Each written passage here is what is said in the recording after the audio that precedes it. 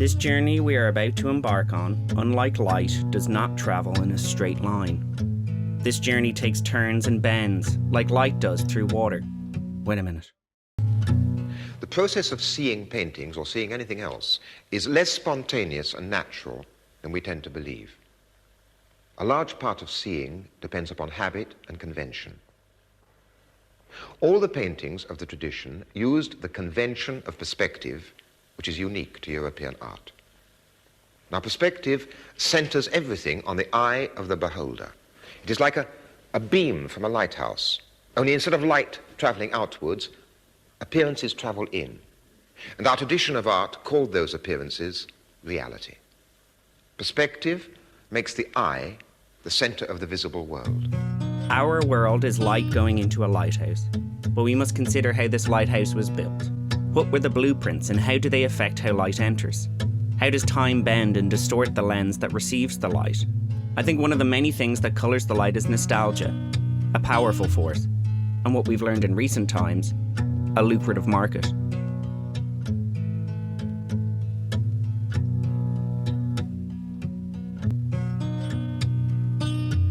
I grew up reading comics. I wasn't an avid reader or collector, but I'd get trades. When I was about 12, I was introduced to a whole new world. I read The Dark Knight Returns. And from there, I read some Alan Moore. I liked his run on Swamp Thing. Swamp Thing is about a scientist whose laboratory was sabotaged, and in the resulting fire and explosion, he was exposed to his research chemicals. This and the fact that his laboratory was in a swamp caused him to transform into a monster. After reading Dark Knight Returns, I read Long Halloween and Hush and some others I can't quite remember. It's funny what you do and don't remember.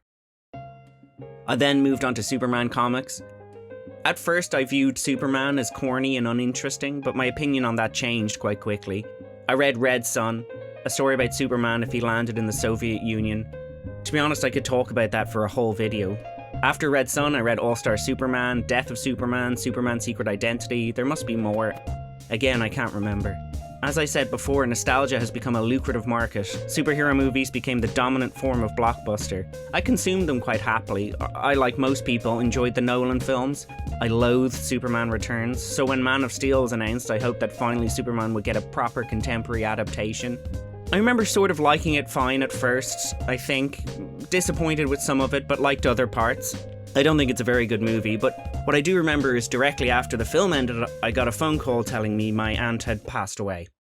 I remember that. Then came Batman v Superman: Dawn of Justice, which is a terrible title. But at this stage I was cynical. I did not think Snyder and DC had the ability to pull it off. I was expecting it to be garbage, and the early reviews confirmed that. This meant when I went to see it, my expectations were met, and I had a blast. It was so off-the-wall stupid and awful and dumb that I just couldn't believe it. It was almost ballsy. Killing Superman in his second movie. The day gets saved because their mums both have the same name. Save Martha!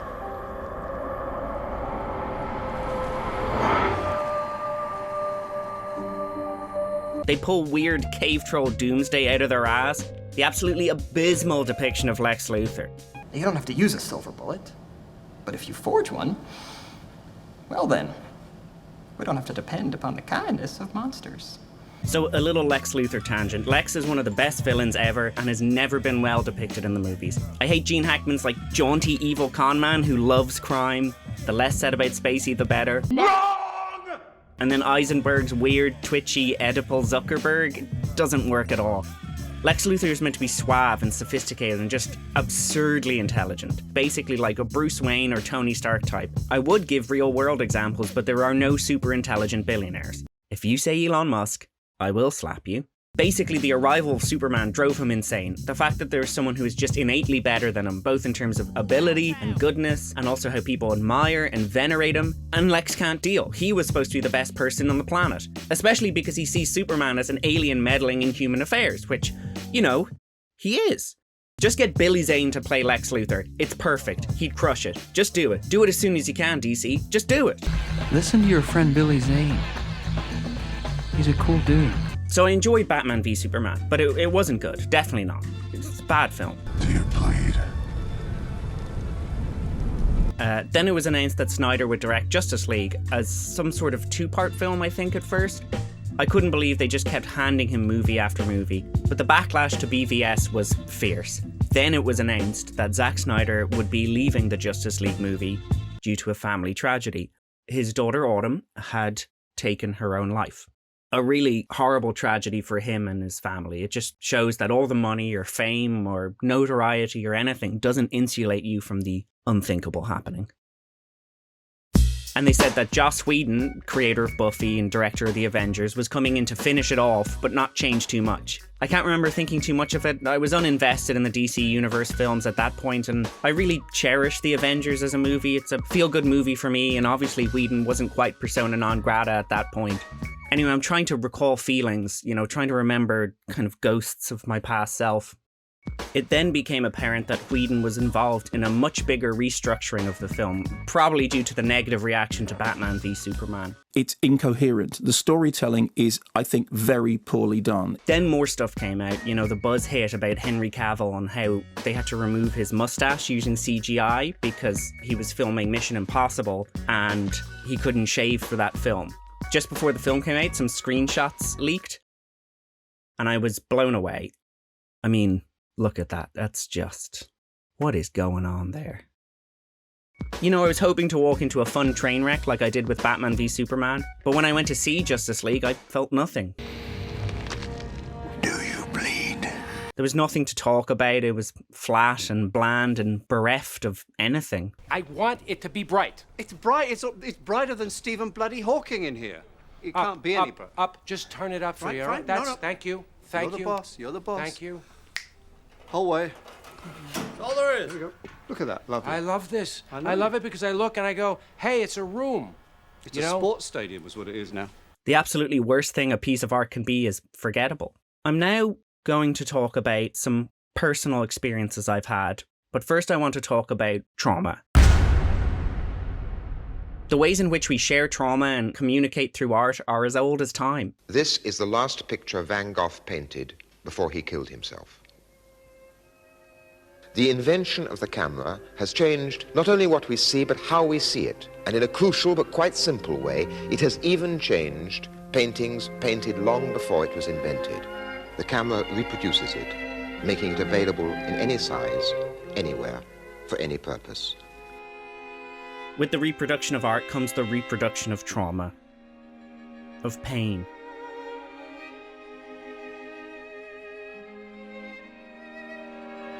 I want to talk about Francesca Woodman, a photographer I admire. Her work focused on portraits of women and a lot of self-portraits. Blurry forms in barren spaces, sometimes obscured by their surroundings. The self depicted as something shifting and ethereal. Woodman ended her life when she jumped out of her apartment window at the age of 22. Her work only came to prominence after death, her pain and trauma reproduced for the world to see. First the printing press, then photographic reproduction, and now the internet. On the positive side of it, people are realizing they are not alone, and that there are people all around the world who have experienced the same things as them. A sort of global network of empathy and support. I think loneliness is one of the most potent emotions that underlines all of human experience. A human is unique.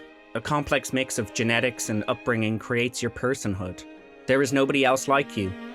You are the only one like you, my friend. But if there's nobody like you, then there's nobody who can ever fully relate to you. The multifaceted biological network that makes up you and your thoughts and your emotions and perspective, this self, can only ever be observed by others and never experienced by them. You have to get your thoughts and then translate them into language. I can't even express these things properly because I have to conceptualize complex ideas in this stupid, limiting spoken language. And then a person interprets that and then has to translate it and relate it to their experiences. It's almost like they're having a painting described to them and then they have to paint it with a different color palette. I think there's always something lost in translation in that process. Communication breaks down, we fight, we misunderstand. I think the sense of misunderstanding can cause immense damage, but through this there is resilience.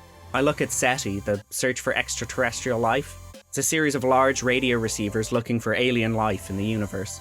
We're a fiercely tribal species, we create teams and enemies and others, An intelligent species with possibly a completely different chemical makeup to us is like the ultimate other.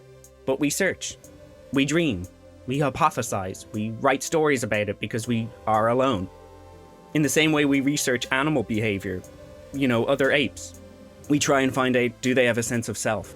Can they see us the way we see them? There is another side to this. I think this is where the internet and empathy and trauma and culture and capitalism intersect. There is a market for trauma.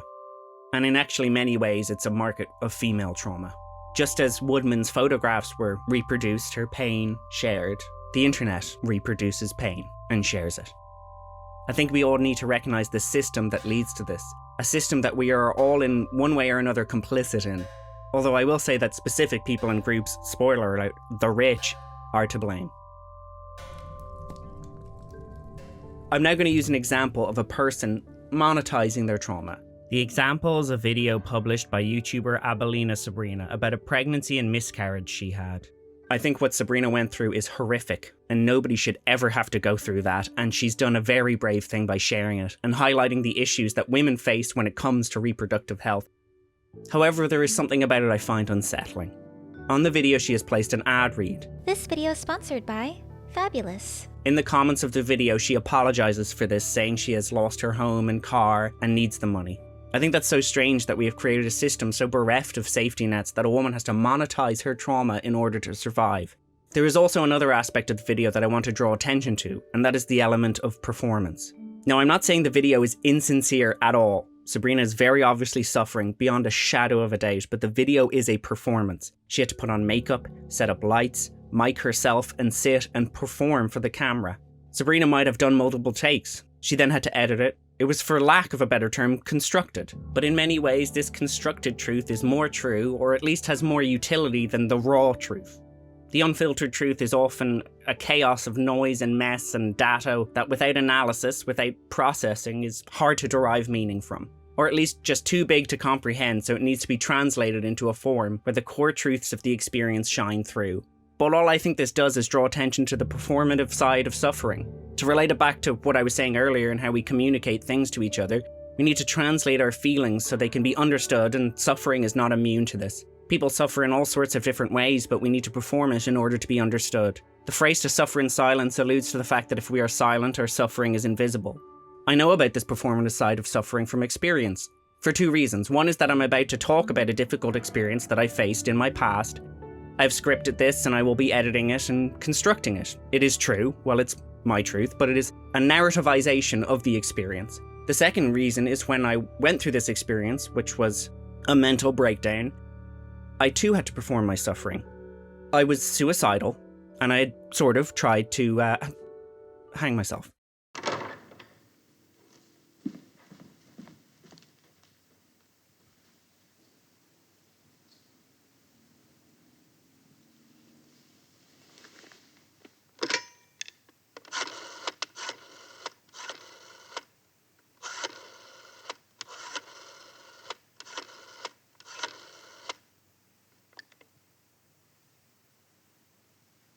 I suppose you think that's very funny. But pretty unsuccessfully. I don't know if I'd even call it an attempt. It's genuinely very hard to kill yourself, both psychologically and physiologically. Your body, funnily enough, doesn't want to die. Who knew? I had been to A&E several times in the space of only a few weeks, and I'd sort of learned that in order to be taken seriously in there, I had to perform my suffering. I had to play it up. It was all there in me, but I had to bring it out. Which is funny, because usually when going through the hospital or any sort of emotionally difficult experience, my instinct is to try and keep a brave face, keep it together. To just get through it and be strong, but I had to let it all out. It was a performance. I had to play up my very real illness, and that was strange. I mean, even when I did, I didn't get much out of it. They just gave me some diazepam, some benzos to keep me calm, and told me to go home. Not long after that, I ended up in a psychiatric facility for about a month. There was a loneliness I felt in there that is indescribable. I think that's where I learned the true power of existential loneliness, just the void, the nothing. It is fear of this emptiness that drives us to connect and create and to communicate with each other. I think something that really doesn't get talked about with trauma, depression, or mental illness, whatever you want to call it, is the destruction of identity, the annihilation of the self. It gets shredded. Not just how you view yourself, but the tenets on which you build your life or personality get turned upside down. You have a different view of who you are every minute of every day, and it's confusing, and it warps reality around you. It distorts the lens in which you view yourself and others. Not only does suffering have to be constructed, but so does the self. We create a story that is us. We set up the camera, adjust the lighting, focus, set the aperture and shutter speed, but like in Woodman's photos, the true self is blurry. It is undefined. In Alan Moore's run on Swamp Thing, we find out that Alec Holland died in the explosion that destroyed his lab. The chemicals didn't affect him, but rather the swamp life around him. This caused them to consume his body and gain his personality. He is not Holland, but just something that remembers being him. He can never go back to who he was, but must continue on with who he's become. In the hospital, there were strange rituals and repetition. I was paralysed both by my psychic anguish and my medication. I was on a high dose of antipsychotics, despite never having exhibited psychosis. It made me sluggish and tired. I could barely get up in the mornings. All my cables and belts and shoelaces were taken off me. I walked around in sagging trousers and slippers while holding a book I never read. I would just lie on my hospital bed for hours, incapable of doing anything, slowly crying and sweating into the sheets. Eventually I was discharged. I had improved from when I entered, but I was still fragile. I was thin glass on the verge of cracking. When I got home, I would cry and miss the hospital. Time stood still there, it was safe. The real world kept moving, and my future was uncertain. Mental illness steals everything from you. It steals joy and security, it steals enjoyment. I was just bereft of hope, so I took it one day at a time. Small things to look forward to. One of those things became Zack Snyder's Justice League. So we'll go back a little bit.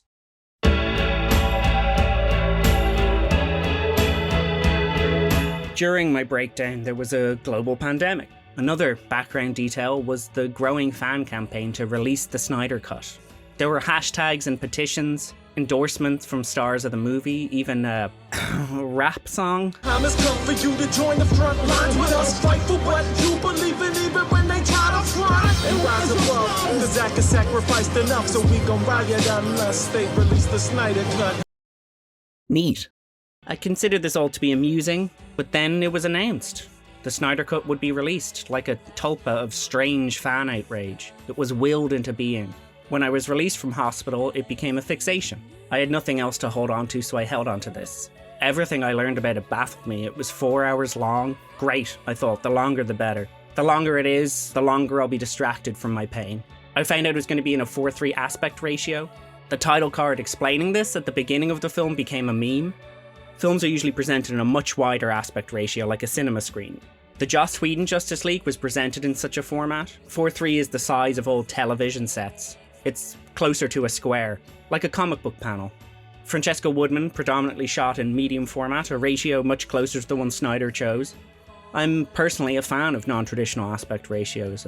A film that utilises it effectively is Ida, a Polish film set in the post-war 60s and shot in black and white. It's beautiful and stark and sad. One of the characters, Wanda, is mourning the loss of her son, who was killed during the war. Eventually it becomes too much and she takes her own life by jumping out a window. Just like Francesca Woodman. My anticipation for the film grew and finally the day came. I woke up very early. It was like being a kid on Christmas. I started the film and 4 hours, the world just went away. So we're finally at the part of the Justice League video where I discuss the Justice League. So what did I think of it? It was alright. This film was, however, without a doubt, a Zack Snyder film. Here's the thing though, I don't really like his films. I think the only one I really like is his Dawn of the Dead remake. I didn't like 300 even when it came out.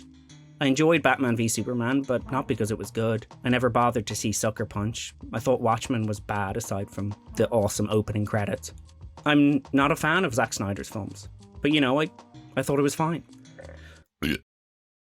So I'm going to now talk about things I did and didn't like in the film in no particular order. It has a lot of what I don't like about Snyder's work, an overabundance of visual spectacle rather than dramatic heft. It has his reliance on needle drops, the majority of which I find jarring and mismatched to the intended tone. He drops 2 Nick Cave songs, which just radiates dad energy. He also uses silly title cards. None of the sections of the film feel in any way thematically or tonally different to the rest of the film, so they're rendered moot. I love the 4:3 aspect ratio. The runtimes allows the characters and story room to breathe rather than simply being an exercise in overindulgence. It being a straight-to-streaming affair also allows the viewer to watch in whatever chunks they want. I pause from time to time to get food or make tea. I was surprised how similar it was in terms of broad plot beats to the theatrical cut. You know, Steppenwolf shows up, he wants the Mother Boxes to terraform the planet. They resurrect Superman using the Mother Box, they defeat Steppenwolf. And even though the beats are similar in the Snyder Cut, it's somehow more convoluted. He called forth mystics who worshipped and controlled 3 objects, the Mother Boxes. Before mighty Darkseid came to the throne, he searched the universe for the ultimate weapon, the anti-life equation. We've got to destroy the defensive dome so we can reach the Unity before it synchronizes. You'll have to run faster than you've ever attempted to generate a charge of that size. And then you make physical contact with Victor. Wait. Mother Boxes? I much prefer Steppenwolf's design here. I mean, in the original he was terrible, so flat and boring and just an absolute waste of the fantastic Kieran Hines. He's much more animalistic in this, sort of like a mad dog or something. He's also got fucking huge traps. I mean, look at those boys. I also love that instead of wearing a horned helmet, he's just got these 2 big old things sticking out of his head. You know, I like the old gods. They're so weird and just like comic booky and out there. Amber Heard's character Mira has an English accent in this, and it's terrible. You dare speak of Queen Idlana that way? And she doesn't have an English accent in the theatrical cut. You dare speak of Queen Idlana that way? It's very weird. The visualizations of cyborg hacking are just so dumb and weird and fun. You wouldn't see a bear fighting a bull that represents cybersecurity on Wall Street. Like, what's that about? Martian Manhunter pretends to be Martha Kent in order to make Lois feel better about herself. It's baffling and goes nowhere and makes no sense. You know, I've been talking about the broad strokes of the film and not the themes because it kind of doesn't have many. It's got a sort of vague sense of this idea that they have to come together. It's got emotion, it's got character, but it doesn't really have a thesis. It's just a collection of cool moments that don't quite gel together. But for all its flaws, there's a vision. It feels like a Zack Snyder film. It was a conversation with someone. Sure, there were many disagreements, but I felt like I got to know Snyder just a little bit more. He's a corny dad who likes stuff that looks cool. Apparently, he's also wonderful to work with. There's a bit in the film where Bruce Wayne has just met Barry Allen and they're driving away in his car. In the theatrical version, it just cuts immediately, but in the Snyder Cut, it follows the car and pans up and you see a banner for the American Foundation of Suicide Prevention. At the end of the film, the title, For Autumn, comes up. There's an episode of Anthony Bourdain's show No Reservations where he visits Beirut. During the filming of the episode, fighting breaks out in the city, leading to him and his crew being evacuated by the Navy. I can tell you this, tuna noodle casserole and macaroni and cheese has never tasted so good as on the Nashville. I mean, that might be their usual menu, I wouldn't be surprised. But I'm sure for kids, too, and there were a lot of kids on that flight deck on the little refugee camp that they set up there. I mean, you know, corn dogs, macaroni and cheese, tuna noodle casserole. That's just about, that was right in my zone by the time when we got there. Oh, yeah, tuna noodle casserole. Score. Tuna noodle casserole. You know, it's a joke dish. Synonymous with awfulness. Now, a welcome sign, a sign that things were normal, that we were going home. Macaroni and cheese. Never have the words comfort food so accurately described something from a steam table. Okay, describe eating, okay? Right back to the warm embrace of the high school lunchroom. Whatever you thought of high school, it was a safe, familiar place where nothing relative to this hurt. In 2018, Bourdain took his own life. I think about this clip often. A highly renowned chef and food critic speaking unpretentiously about Navy cafeteria food. It was comforting and exactly what he needed at that moment. Our experiences in the context of how we consume media shapes our view of it. I was fragile and wishing for escape, in many ways wishing for death. But I held on for Justice League. And when watching it, I knew it wasn't a great or even a very good movie, but it's what I needed at the time. When you come out of a breakdown like this, from the outside it can seem like you return to normal. But in reality, with a breakdown, you have to rebuild yourself in your life. Piece by piece, you have to construct a new you. And the pieces are scattered, and some are broken and some are missing, but you have to do it. You have to do it or you fall apart again. You have to do it because the alternative is death. Some people lose that battle. People like Autumn Snyder, Anthony Bourdain, Francesca Woodman. I don't think I'm stronger than the people who have died. I just think their demons were stronger than mine. I don't care how many demons he's fought and how many hells. He's never fought us. Not us united. Woodman's photographs spoke to me years ago when I was going through a bout of poor mental health. Before I went into hospital, I would watch a lot of Anthony Bourdain on Netflix. And Snyder made this piece of work after suffering through a loss, and it found me too. In my broken state, with nothing else to hold on to. Berger said we are like a lighthouse that views the world. Perspective makes I the center of the visible world. Well, this film became a lighthouse for me. Thank you, Zach.